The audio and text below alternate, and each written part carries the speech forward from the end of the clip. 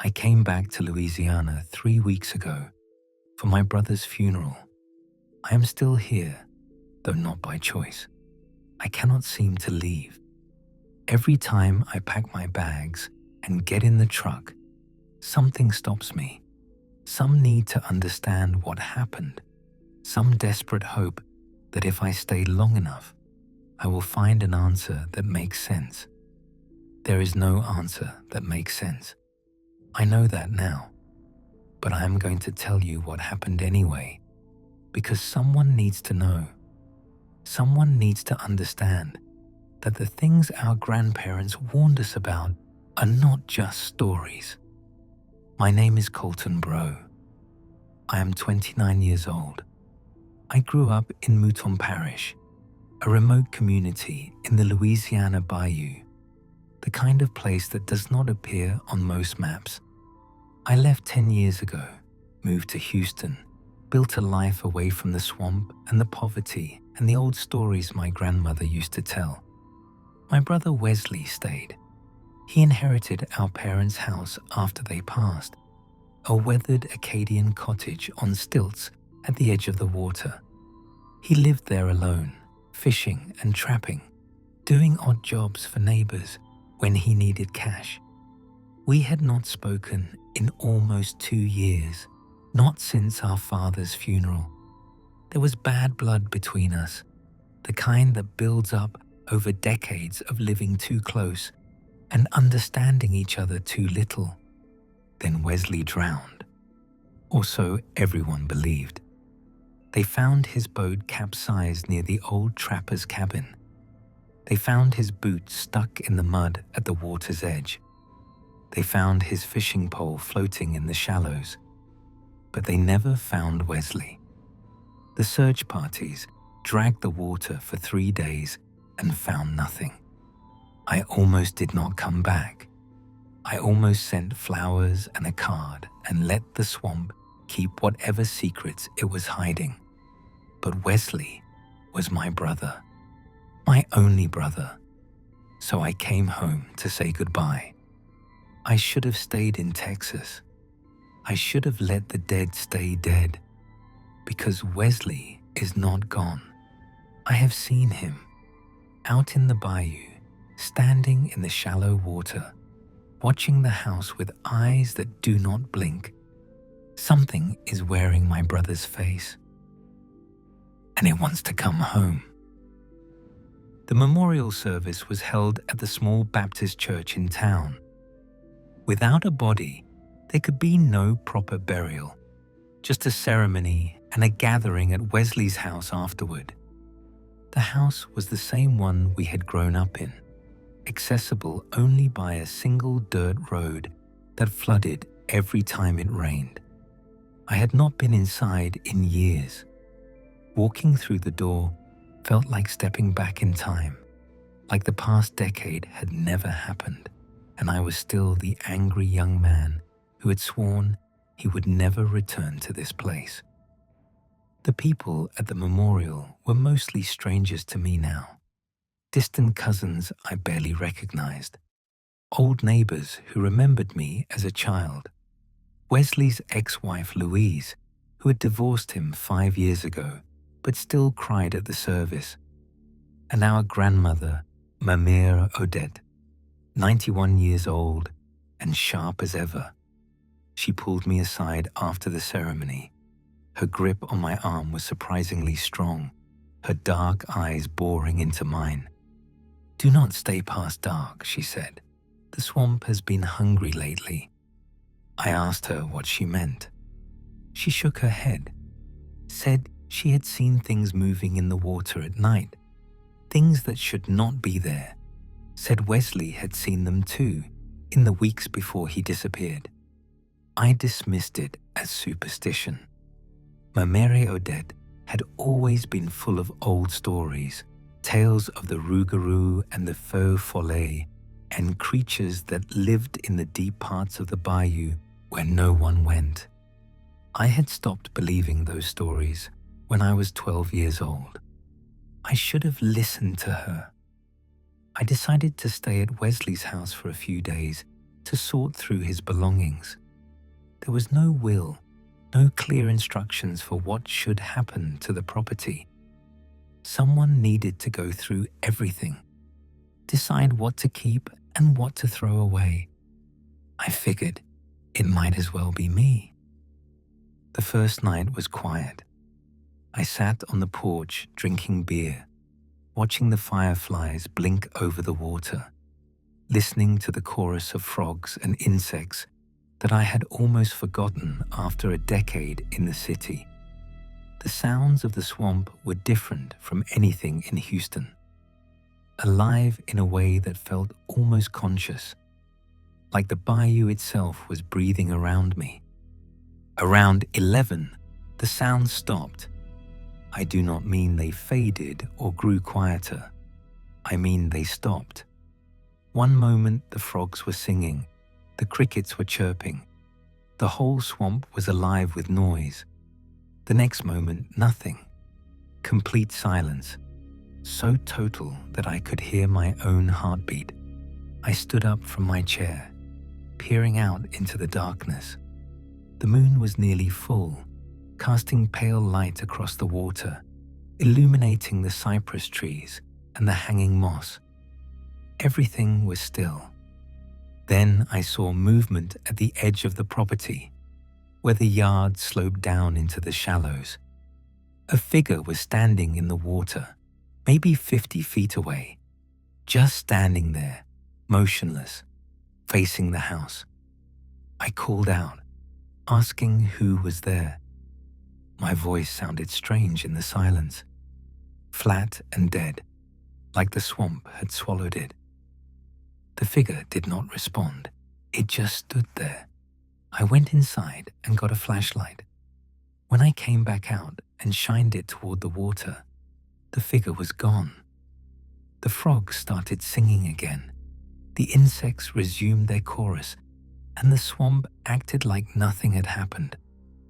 I told myself it was just a neighbor, just someone out checking their crab traps or looking for a lost dog. Nothing to worry about. I did not sleep well that night. The next day, I started sorting through Wesley's belongings. The house was cluttered, filled with decades of accumulated junk. Our parents' furniture, old fishing equipment, boxes of photographs that no one had looked at in years. I found Wesley's journal in the bedside drawer. My brother had never been much of a writer, but the journal was nearly full, the entries spanning the past several months. I flipped through it, not really reading at first, just getting a sense of his final days. Most of the entries were mundane. Notes about fishing conditions, complaints about the heat, mentions of people in town, small dramas and petty grievances. But the entries from the last few weeks were different. Wesley had written about seeing something in the swamp, something that looked like a person but moved wrong. He had seen it multiple times, always at night, always standing in the shallows near the house. At first, he thought it was a trespasser. Then he thought it might be an animal, a bear maybe, though bears were rare this far south. The last entry was dated 3 days before Wesley disappeared. It was short, just a few lines. He wrote that the thing in the swamp had his face now. He had seen it clearly in the moonlight, standing where it always stood, and it had looked exactly like him. Same height, same build, same features. Like looking in a mirror, except the reflection was wrong. The eyes were empty. The smile was too wide. Wesley wrote that he was going to go out there and confront it. He was going to find out what it was and what it wanted. That was the last entry. I sat on my brother's bed for a long time, holding the journal, trying to process what I had read. My rational mind wanted to dismiss it as paranoia, maybe a mental breakdown. The kind of thing that happened to people who lived alone in the swamp for too long. But I remembered the figure I had seen the night before, standing in the water, watching the house. I spent the day trying to stay busy. I packed boxes, made phone calls, contacted a lawyer about the property. Normal tasks, mundane tasks. Anything to keep my mind off the journal and what it might mean. As the sun went down, I found myself growing anxious. I checked the locks on the doors, made sure all the windows were closed. I turned on every light in the house, chasing away the shadows.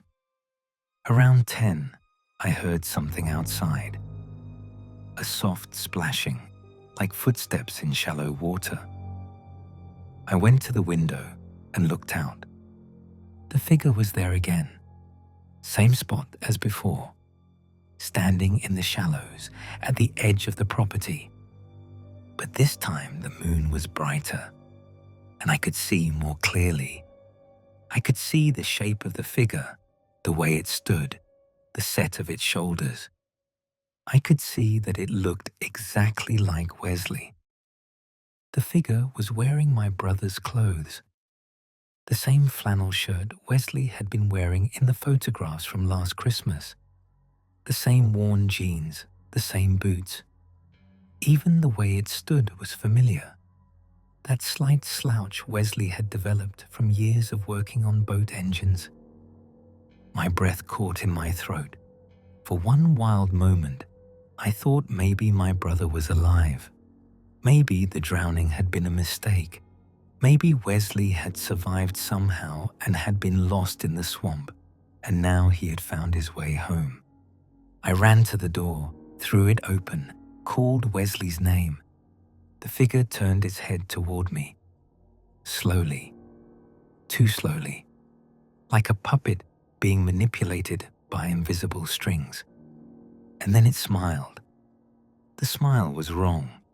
It stretched too far across the face, pulling the skin tight, showing too many teeth.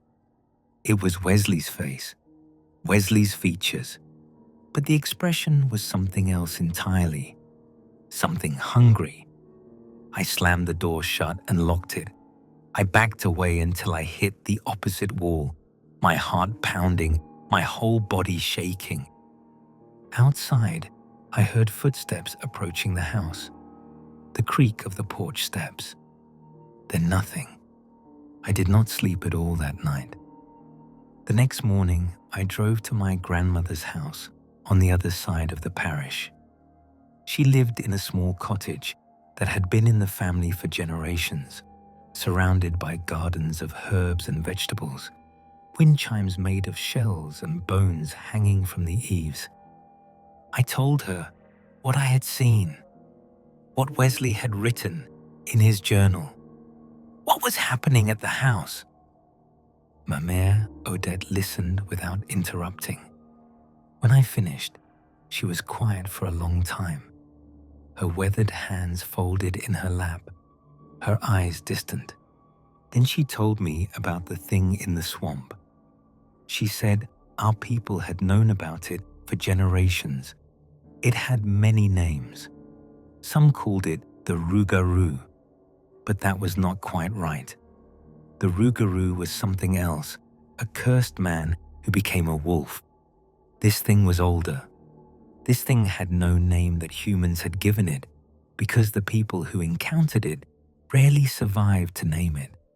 It lived in the deep parts of the bayou, she said, the places where the water was black and still and no sunlight reached. It slept for years, sometimes decades, waiting for something to wake it. And when it woke, it was hungry. But it could not hunt like a normal predator. It had no form of its own, so it took the forms of others. It watched them, learned them, copied them, and then it came for the people who loved them.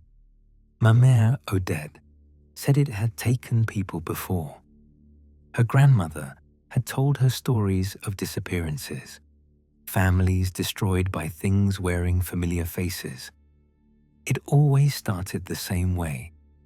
Someone would see a loved one who was not quite right, the eyes too empty, the smile too wide, and if they let it get close, if they opened the door or went into the water, they would never be seen again. I asked how to stop it, how to kill it, how to make it go away. My grandmother shook her head. You could not kill it. You could not reason with it. You could only run. She begged me to leave, to go back to Texas and never return to Mouton Parish. She said the thing had Wesley now, had his face and his memories and everything that made him who he was, and now it wanted me too. I should have listened to her. I should have packed my bags and driven back to Houston and never looked back. But I could not. Wesley was my brother. Whatever was wearing his face, whatever had taken him, I could not just abandon him, could not just walk away without knowing what had really happened, without at least trying to find some kind of closure. I told myself I would stay one more night. I would confront the thing, see it up close, confirm whether it was really something supernatural or just a figment of my grief-stricken imagination. And then I would decide what to do. I drove back to Wesley's house as the sun was setting.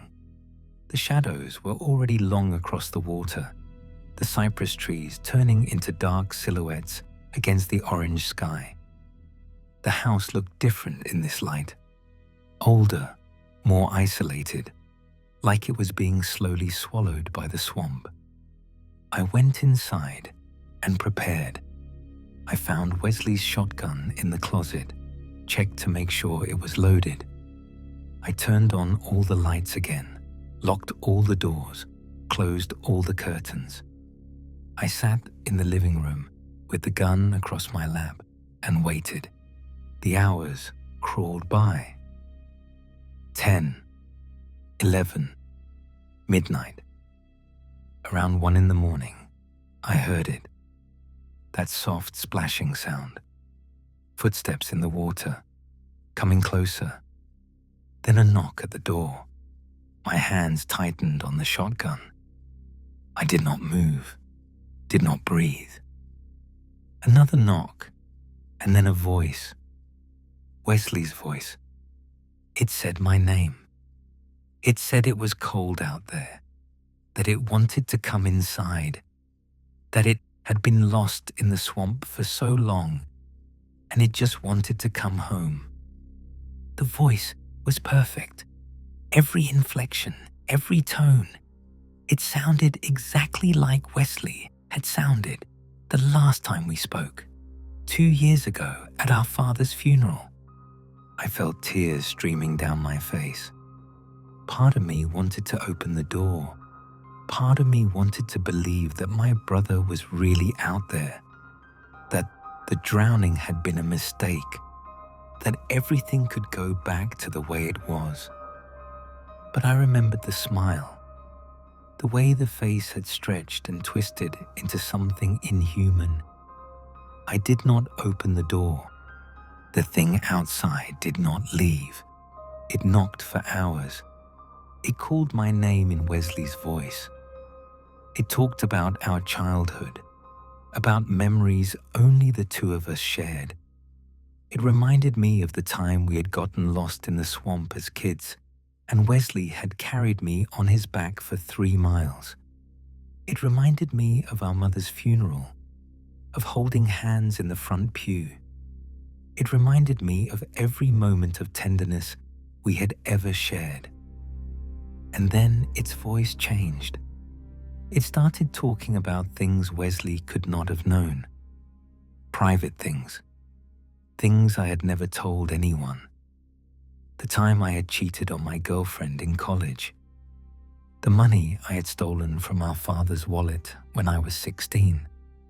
The real reason I had left Louisiana and never come back. The voice grew colder, crueler.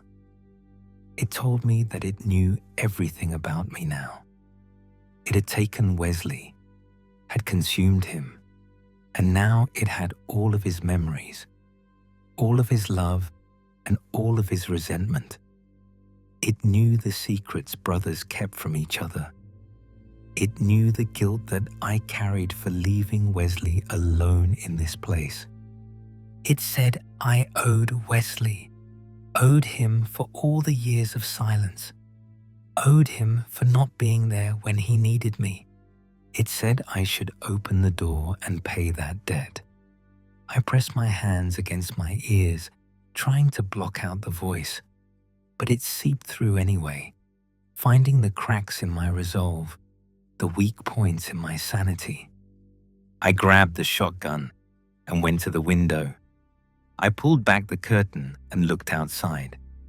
The thing was standing on the porch, inches from the glass. Wesley's face, pressed close, breath fogging the window. The eyes were black now, completely black. No whites visible at all. The smile was impossibly wide, stretching from ear to ear, revealing rows of teeth that were too sharp, too numerous to fit in a human mouth. It raised one hand and pressed it against the glass. The fingers were too long. The nails were black and curved like claws. It whispered through the window, "Let me in, brother. I have been so lonely out here. Let me in, and we can be together forever." I raised the shotgun and fired through the glass. The blast shattered the window and hit the thing in the chest. It stumbled backward, fell off the porch, landed in the water with a splash. I did not wait to see if I had killed it. I knew somehow that I had not. I grabbed my keys and ran for the back door, for my truck parked on the other side of the house. I could hear splashing behind me. The thing was already up, already moving, fast, faster than anything human should be able to move. I made it to the truck, fumbled with the keys, got the engine started just as the thing emerged from the water beside me. It slammed against the driver's side window. Wesley's face pressed against the glass, that horrible smile splitting wider and wider. I threw the truck into reverse and floored it. The tires spun in the mud, then caught, and the truck lurched backward down the dirt road. The thing ran alongside me for a few seconds, matching my speed, one clawed hand reaching for the door handle. Then I hit the main road and accelerated, leaving it behind. I looked in the rearview mirror and saw it standing in the middle of the dirt road, watching me go. Wesley's face, still smiling. One hand raised in a slow wave. I drove to my grandmother's house. I pounded on her door until she answered, then collapsed inside, shaking, unable to speak. Ma mère Odette did not ask questions. She just held me, rocking me like she had when I was a child, humming an old song in French that I half remembered from my earliest memories. When I could finally talk, she told me I had to leave. Tonight. Now. The thing would not stop. It would follow me, track me, hunt me until it had what it wanted. She gave me something before I left. A small leather pouch on a cord, filled with herbs and bones and things she would not name. She told me to wear it always. It would not stop the thing, but it might slow it down, might give me time. I hugged my grandmother goodbye. I did not know if I would ever see her again. I drove through the night, not stopping until I crossed the state line into Texas. I drove until the swamps gave way to pine forests, until the pine forests gave way to plains, until I was back in Houston with its concrete and traffic and millions of people. I thought I would feel safe there. I thought the distance would protect me. I thought the thing could not follow me so far from its home. I was wrong. The first week was quiet. I went back to work at the garage, fell into my old routine, tried to convince myself that everything that had happened in Louisiana was just a bad dream. Then I started seeing Wesley. Not the thing, not the monster with the black eyes and the too wide smile. Just Wesley, my brother, standing across the street when I came out of the grocery store, sitting in a parked car outside my apartment, walking through the crowd at a gas station, face turned away just enough that I could never quite see it clearly. He was never close enough to be sure, never close enough to see the details that would confirm what it really was. Just glimpses, fleeting moments, enough to make me question my sanity. I stopped sleeping. I started drinking. I lost my job after showing up late too many times, after snapping at a customer who looked at me the wrong way. The pouch my grandmother had given me turned cold against my chest sometimes, usually at night, usually when I was alone. I did not know what that meant, but it terrified me. It has been 3 months since I left Louisiana. I live in a different apartment now, one without ground floor windows, one with better locks on the doors. I have started carrying a knife everywhere I go. I do not know what the thing wants. I do not know why it chose Wesley, why it chose our family.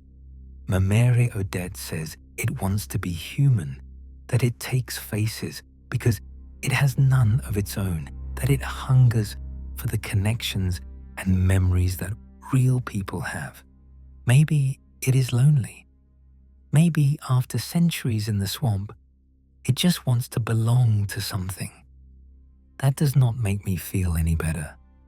I still see Wesley sometimes, less often now, but still, a face in a crowd, a figure standing at the edge of a parking lot, always watching, always waiting. Last week, I got a phone call from a number I did not recognize. When I answered, there was only silence on the other end. Then, very faintly, I heard breathing, and underneath the breathing, so quiet I almost missed it, I heard Wesley's voice. It said my name, just my name, over and over, in that flat, dead tone that was almost but not quite right. I hung up and threw the phone across the room. It rang again an hour later. Same number. I did not answer. It has called every night since then. I have stopped answering calls from numbers I do not recognize. I have stopped answering the door when someone knocks. I have stopped trusting anything that looks or sounds familiar. I do not know what will happen when it finally catches up to me. I do not know if the pouch around my neck will protect me or if my grandmother's magic is just another story, another superstition from a dying culture. I just know that I cannot go back to Louisiana. I cannot visit my grandmother or see the place where my brother's empty grave lies or ever return to the house where I grew up. That part of my life is over now, sealed away, a door I can never open again. Because if I open it, the thing wearing Wesley's face will be waiting on the other side. I am telling you this as a warning. If you have family in a remote place, a place where the old stories are still told, you should listen to those stories. They exist for a reason. They are warnings, passed down through generations, about things that most people have forgotten how to fear. And if you ever see someone you love standing in a place they should not be, watching you with eyes that seem just a little bit wrong, do not go to them. Do not call out to them. Do not open the door. It might look like them. It might sound like them. It might know things that only they could know, but it is not them. It is something else, something hungry, something patient, something that has been waiting a very long time for you to make a mistake. I do not know how my story ends. I do not know if I will escape the thing or if it will eventually catch me. I do not know if I am already marked, already claimed, already dead in every way that matters. All I know is that somewhere out there in the swamps of Louisiana, or maybe closer now, something is wearing my brother's face, and it is still smiling.